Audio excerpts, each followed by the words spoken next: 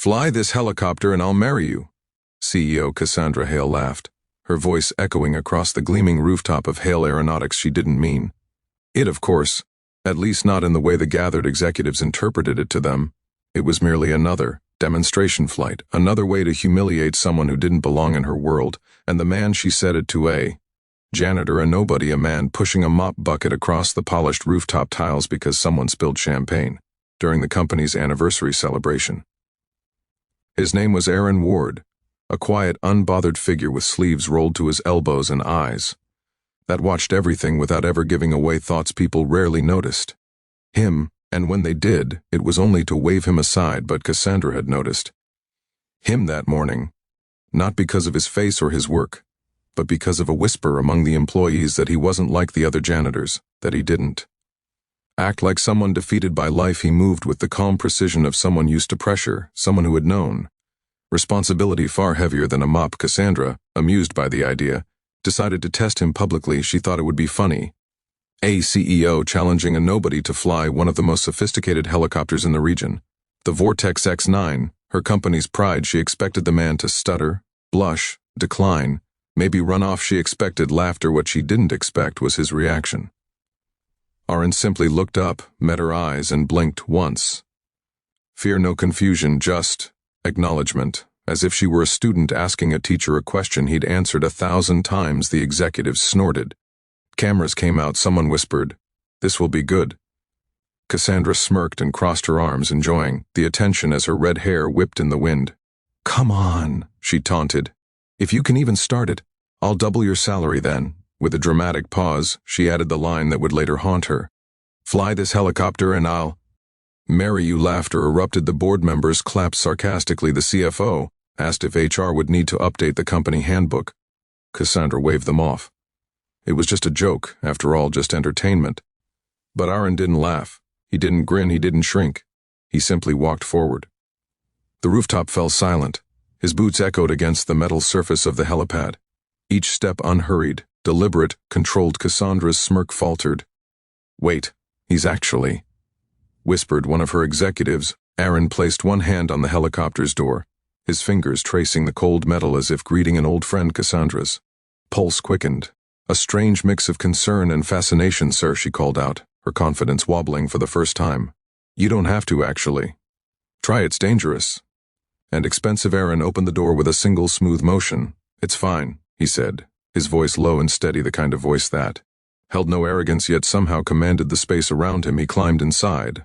Cassandra stepped forward, alarm flickering through her. "Hold on, this model isn't a toy, it's military grade. It requires biometric access. You can't just—" The helicopter powered on instantly, effortlessly. Lights blinked, the engine thrummed, the entire rooftop vibrated with life. Cassandra froze. The executives gasped. "No way," someone muttered. Arin's hands moved across the controls with practiced familiarity, not searching, not guessing, knowing exactly where everything was, knowing exactly what sequence to follow, knowing the helicopter like it was carved into his memory. Cassandra felt her breath catch. Who the hell was this man? Cassandra," the CFO whispered, sweat beading on his forehead. "Should we stop him?" Cassandra couldn't speak, couldn't think, could only watch. The rotors began spinning, slicing the air with flawless rhythm. Arin glanced at her through the glass, calm, unreadable, almost apologetic, as if saying he hadn't meant to surprise her this much. The skids lifted the helicopter, rose not shakily, not hesitantly, perfectly, as though guided by a ghost. Cassandra's jaw dropped as the machine lifted higher, gracefully slicing upward into the sky. This wasn't luck, this wasn't a fluke, this was mastery. The executives stood dumbstruck as the janitor, the man they mocked, dismissed, ignored, maneuvered one of the most advanced aircrafts in the country with a level of skill none of their pilot trainees could replicate. Cassandra felt something unfamiliar twist inside her chest, awe, shock, attraction, and something deeper, fear, because in that moment she realized she had wildly underestimated the man she had tried to embarrass. She had poked a sleeping dragon, and the dragon had woken. The helicopter performed a flawless circle around the skyscraper, moving with precision so sharp it made the onlookers dizzy. People from nearby buildings stopped to stare. Phones came out, live streams began. The internet woke up. Cassandra stood rooted to the rooftop. Every sarcastic remark she had Prepare dying in her throat. Who was he? The helicopter began its descent, landing smoothly, silently, effortlessly, as if escorted by invisible rails guiding. At home, when the rotors finally slowed and the engine eased into quiet, Arin stepped out. No triumphant smile, no ego, just calm professionalism. The executives backed away as if a legend had stepped onto the rooftop. Cassandra swallowed hard, her voice barely steady. Who are you? Arin picked up his mop bucket. Just the janitor, he said gently, but Cassandra wasn't convinced. Neither were the whispering employees, or the awestruck executives, or the thousands of viewers already clipping the moment online. Something was very, very different about this man. And Cassandra Hale wasn't letting him walk away without answers. Wait, she said, stepping forward, her heartbeat pounding in her ears. Where did you learn to do that? Arin turned, his expression unreadable. Long story, I want to hear it. You wouldn't believe it. Try me. Their eyes locked for the first time in her life. Cassandra Hale, CEO, billionaire, aviation genius, felt like she was the one standing on unstable ground because something told her that Arin Ward wasn't simply trained. He wasn't simply talented. He wasn't simply a former pilot. He was something far more complex and far more dangerous. Arin picked up his mop, shouldered it, and nodded politely. I should get back to work. He started walking away. Cassandra's heartbeat quickened. Arin. He paused. Cassandra inhaled deeply. About what I said earlier. The marriage thing. The executives whispered sharply. Camera phones rose again. Cassandra ignored them, her eyes locked on Arin's back. I was joking, she said. Obviously Arin didn't turn. No, but now. Her voice cracked. Now I want to know more. This time, Arin did turn, and the single look he gave her held an entire lifetime of secrets. Cassandra Hale felt her breath leave her lungs. She had no idea that her impulsive challenge, meant as a joke, was about to unravel everything she believed about her company, her past, and herself. The janitor's secret was bigger than she could imagine, and she wasn't ready for what came next. Cassandra Hale could not sleep that night. She lay in her penthouse apartment overlooking the glowing city skyline, but her mind replayed the rooftop scene over and over again. The helicopter rising like it obeyed him, the precision of his movements, the eerie silence in which he operated. Who was Arin Ward? She had reviewed his employee file after everyone left the rooftop, but it told her almost nothing. A supposedly standard hire, background check minimal, references vague, employment history fragmented, like someone had wiped chunks of his life clean. Even the HR manager, who prided herself on keeping files meticulous and perfect, admitted in a shaky voice that she didn't remember interviewing him. How do you hire someone and not remember the interview? It was absurd. It made no sense. But what made even less sense was how a janitor could fly a Vortex X9 without biometric access clearance. Cassandra had designed the clearance system herself. No one flies the X9 without approval in the system. No one. Yet Arin had powered it on, as if the machine recognized him, as if it wanted to work for him. Cassandra pushed her hair back, got up from the couch, and poured herself a glass of water. Her hands trembled slightly, something she was not used to. She was a woman of control, precision, power. But tonight Arin Ward had her shaken to her core. She needed answers. Her company needed answers. Her pride demanded answers. She grabbed her keys. She was going back to the headquarters, even if it was nearly midnight. The building was quiet. Lights dimmed, most of the staff gone. Only the security guards remained, nodding politely as Cassandra strode through the glass doors. She didn't tell them her destination. She didn't need to. The elevator ride up felt endless, every floor. A reminder of just how much she didn't know about the man mopping her hallways. When the elevator doors opened, she stepped into the silent corridor of the maintenance wing, a place she rarely visited. The floor smelled faintly of disinfectant. Lights flickered softly. Doors lined the hallway, each marked with room numbers Cassandra had never paid attention to before. One of them was Arin's. She found it. Knocked.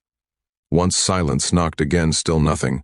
She reached for the handle. Locked. But as she turned to leave, she heard something behind her. Looking for me. Her heart skipped. He was leaning casually against the wall, a bucket in one hand and a folded towel slung over his shoulder.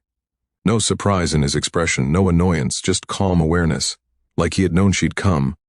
Why are you here so late? He asked softly, walking past her to unlock his door. Cassandra swallowed hard. I need answers about. He pushed the door open and flicked the switch. Cassandra froze. The room wasn't a janitor's room. It wasn't even close. Posters, no clutter, no personal items. Instead, blueprints, dozens of them, neatly organized, pinned across the walls. Helicopter schematics, engine designs, aerodynamic models, flight path algorithms, some labeled with Hale Aeronautics logos. But others had markings she didn't recognize, symbols she had never seen. In civilian engineering, her breath caught these.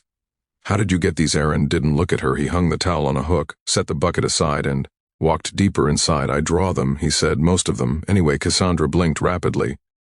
You designed these?" He nodded, once calm, unbothered, as if designing aircraft schematics was no different than sweeping a hallway. Cassandra stepped closer, her eyes scanning the sketches. Some of them were beyond anything her top engineers were capable of, designs that pushed physics concepts that required classified military understanding. Her stomach tightened. "Arin, who are you?" For a moment, he didn't answer. Then he turned to her with a tired, almost sad smile. "Someone who's trying very hard to stay unnoticed." Cassandra felt her pulse race. Too late for that, his smile faded.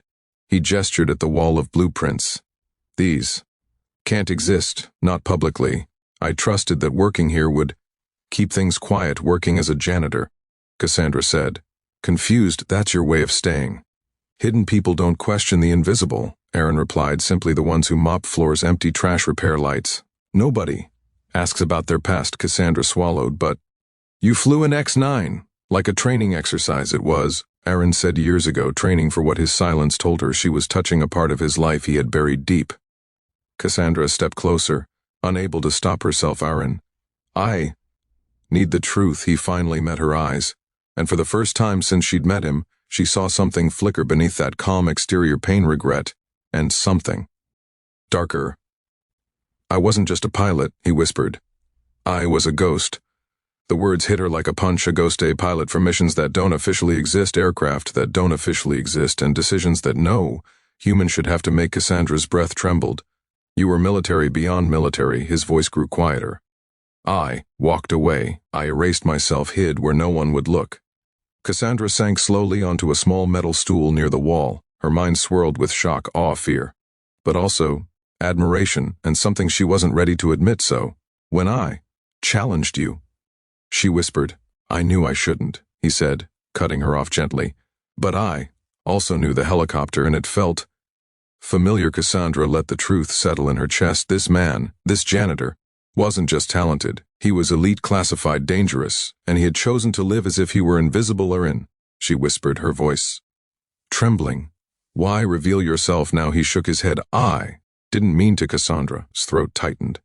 "Then why did you accept the challenge?" Arin looked at her with a vulnerability she didn't expect. "Because, for the first time in years, someone looked at me." The silence between them thickened, electricity humming in the air. Cassandra's heartbeat sped up, not from fear, but from something she refused to name. Arin stepped toward her, not intimidating, not aggressive, just present.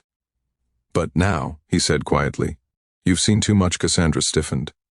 "What does that mean?" "It means the people I walked away from, the ones I disappeared from, will notice." "The rooftop footage." Cassandra froze. "Footage?" Arin nodded. "It's all over the internet." Her blood ran cold. "Arin, are we in danger?" He didn't blink. "We will be." Cassandra's breath faltered. "What do we do?" Arin stepped past her, locked the room door from the inside, and lowered his voice. "First, you need to listen to everything I'm about to tell you, and second," he handed her a small encrypted flash drive. "She didn't recognize. You need to decide whether you trust me enough to survive what's coming." Cassandra held the flash drive with trembling fingers. She had no idea her joke, her challenge, had opened a door to something far bigger than either of them, and far more dangerous. But as she looked into Arin's steady, unshakable eyes, she felt something settle inside her. Not fear, determination. "Tell me everything," she whispered. Arin exhaled slowly. "Then sit down, because this is only the beginning."